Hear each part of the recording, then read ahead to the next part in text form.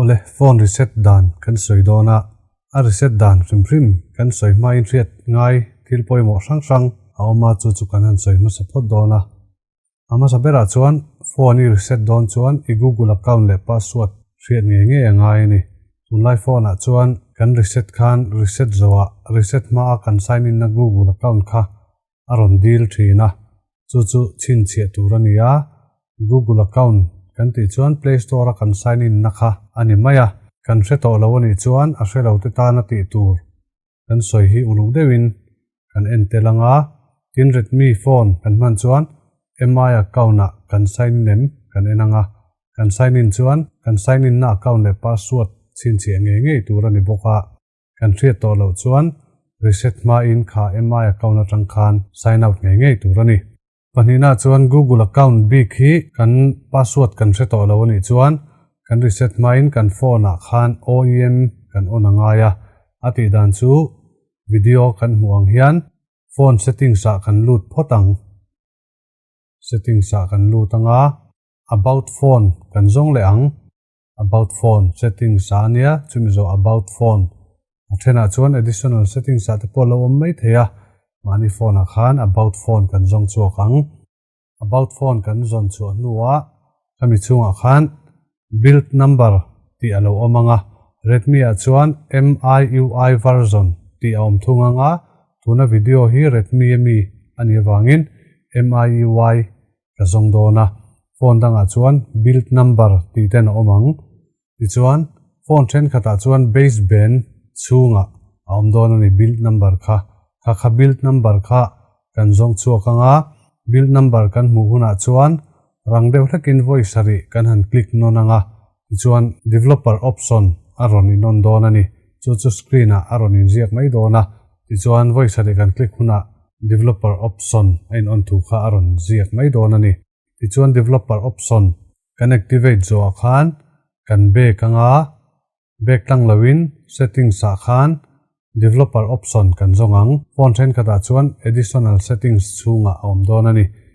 settings a kan lutanga additional settings chunga khan developer option ti alo om dona ni chu kan zonganga ti chuan developer option chu kan mu huna kan onanga video kan muang hian kan on nuwa back to lovin an nuailam kan en thlanga OEM unlocking ti alo omang chu on turani chu password la hretan chuna ngai lawa password thengil to tan khan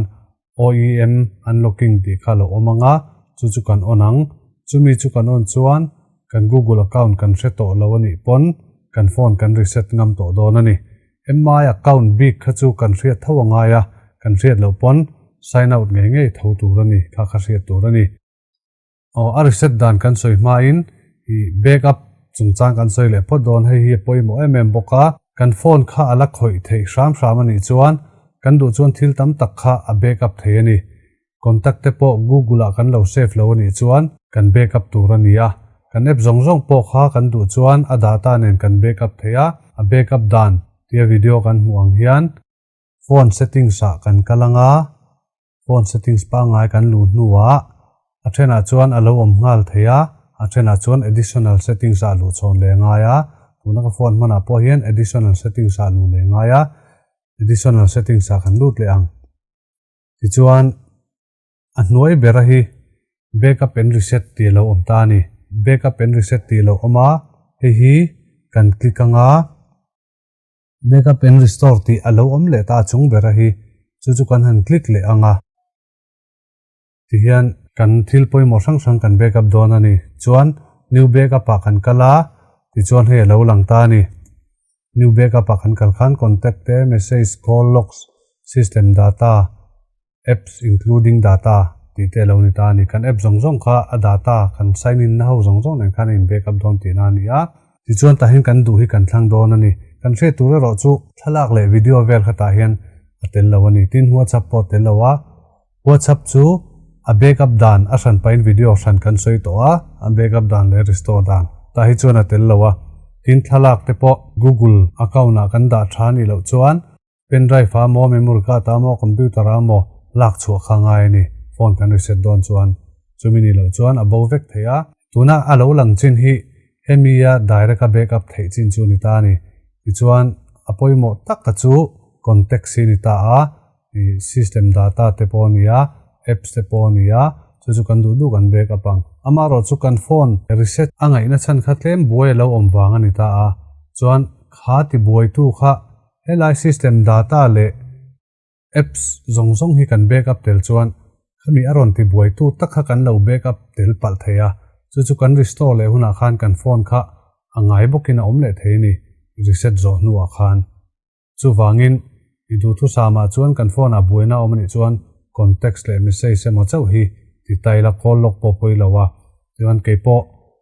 avain ga ti don lawa contact le call log si hi ka backup don ani kan du chuan vai pon kan ti theya kan du kha ti khan kan select anga chuan start kan click ang chuan ta hian backup to phone storage ti le backup to external storage ti lo oma kan sel om boka external storage memory card kan vu chuan backup to external storage ti kha ni anga memory card kan vu lo chuan backup to phone storage a kalangai dona chumi ni chuan phone storage kan backup chuan kan backup zo khan phone memory a kan value tanga file manager atangin backup ti kan zonganga chuan kan backup file kha kan zu zon chua pen drive file mo kan lak chua ngai ani lo chuan kan reset khan about tel don thau ti kha se turani chuwangin memory card kan vu chuan memory card a hian kan backup anga kan vu alo chuan kan backup zoa a folder kha kan zu zong chuak anga kan la chuak turani ani lo chuan about tel vek don ani ti kha se tur chuan kan du zok kan thlan nuwa ti khan ein backup ta ni ein backup a dan kan click a azo khot ta ni chuan hei alo lang hi ti chuan restore le kan du ta ni kan phone kan han reset zawa phone kan reset zawa engkim kan han ti thata a kan contact backup kha restore le kan du ta a chumi ni chuan angai ang bokin settings a additional settings backup and reset a kan han lu ta chuan achung bera backup and restore lo om le ta a kan backup dona kan lu na ngai a chi khan kan han lut le anga ti chuan backup and restore kan lu nuwa khan kan backup kha ama kan backup kha hei a date alo langa July ni somni pani da thum le minute ruk emi hi lo lang ta a emi hi kan zu click don ani ti khan select kan select anga he ta achunga hi select ka om boka select hi kan han click anga ti chuan kha kan backup kha ain select chi ta a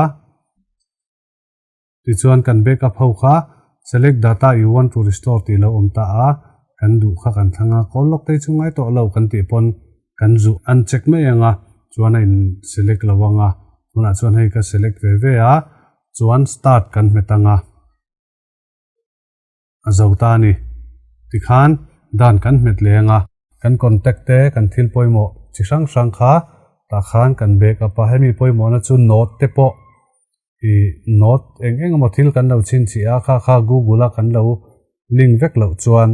an note kan han backup khan a data zong kha backup tel the ni tuna kan soi kha offline a backup dana ni ta ni ti chuan offline lawin online pon heta Google Drive a backup theya kan phone a kha chumi tu chuan settings a kan kala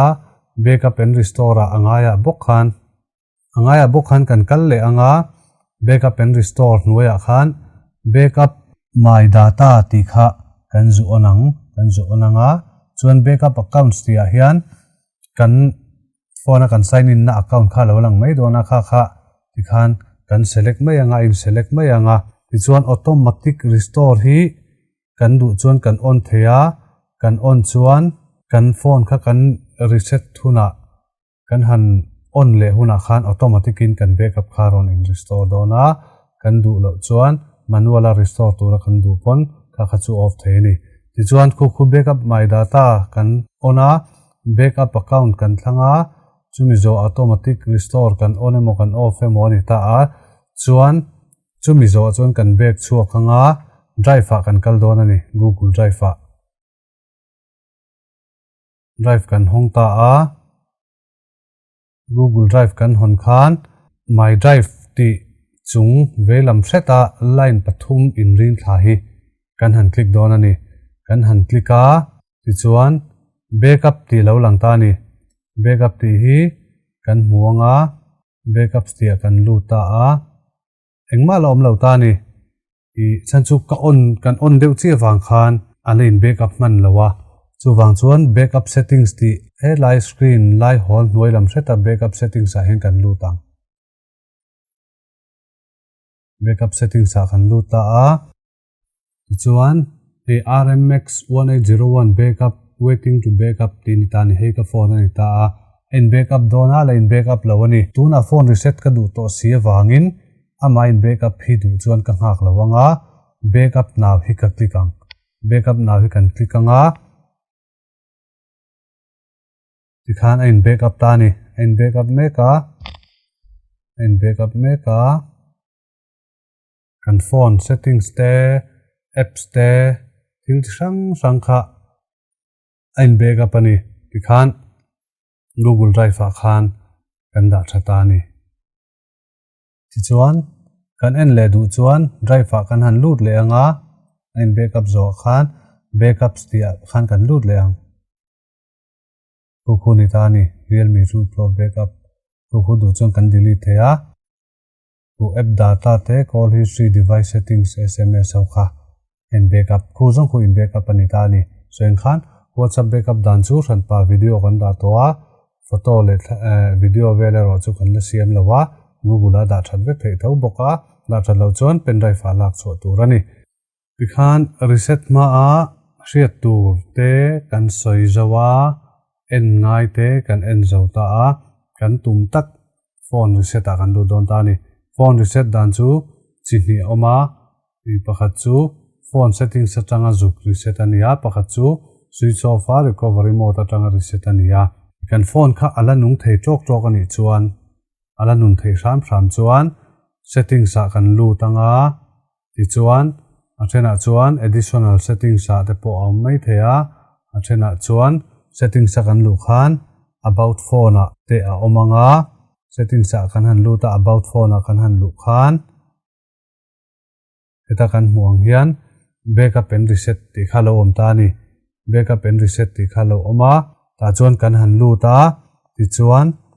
erase all data factory reset ti lo om ta a thena chuan reset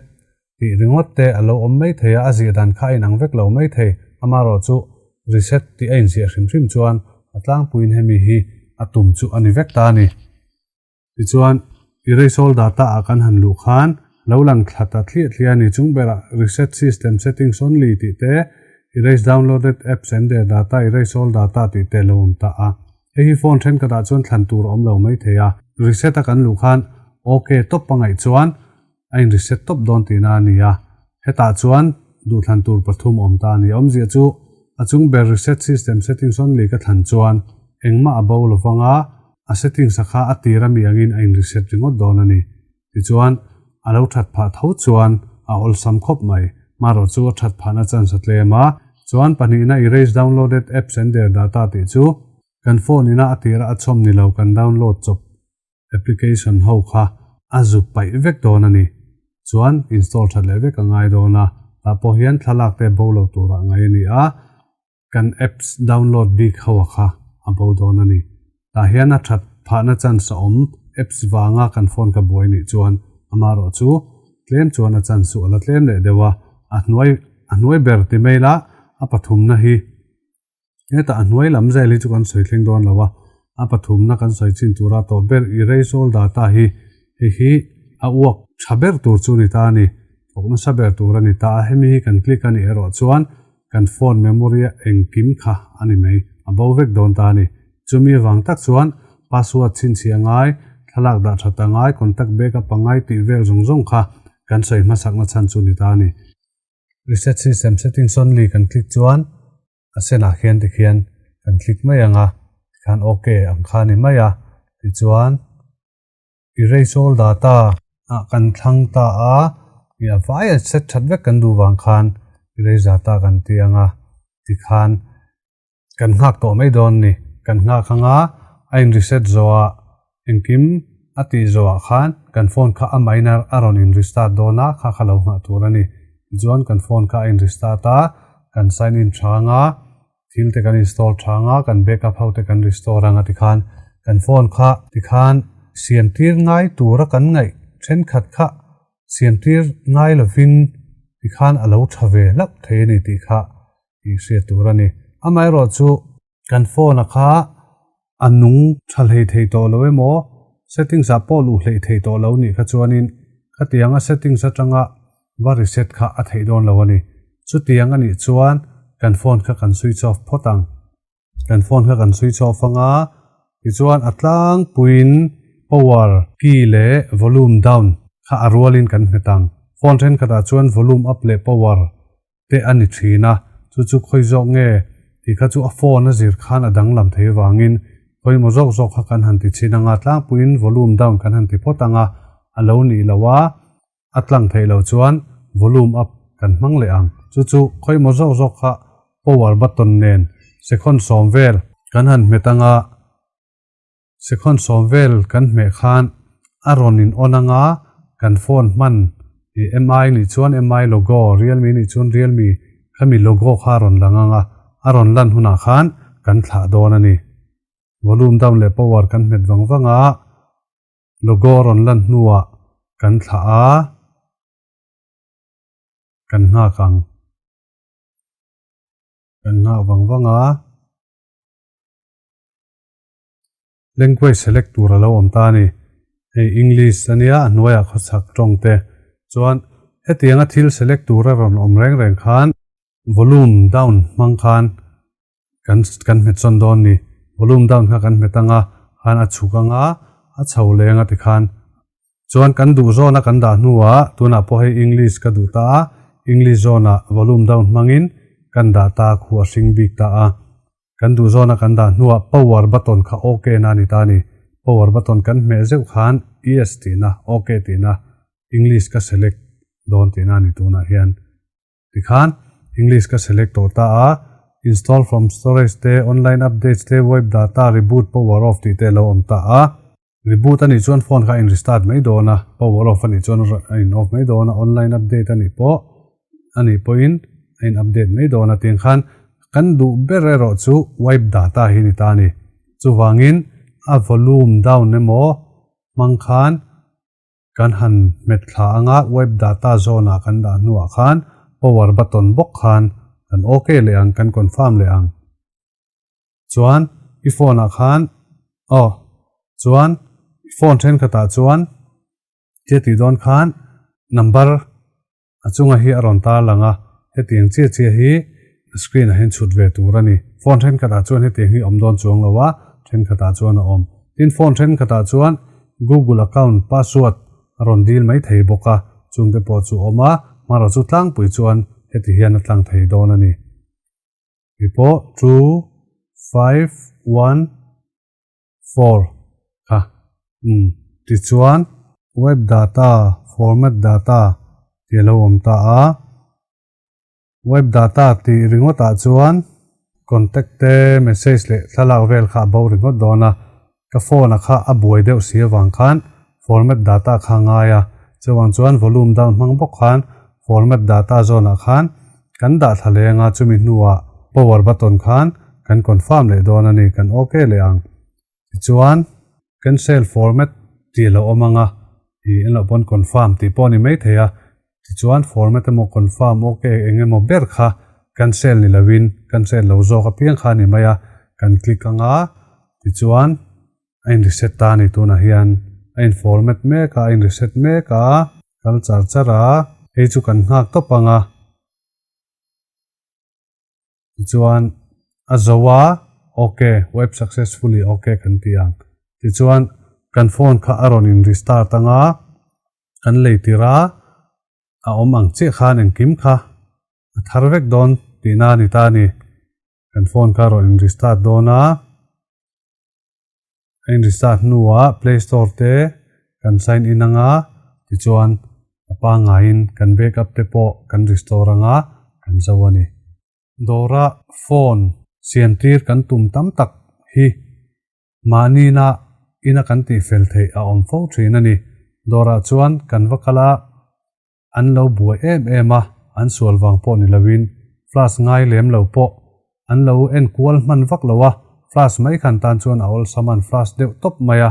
tin then khat phei chuan contact te thalak te min da chu sak lawin lo flash nan top thin ani a khan ni vek chuang lo na in an buai em an sual wang po ni chuang lowa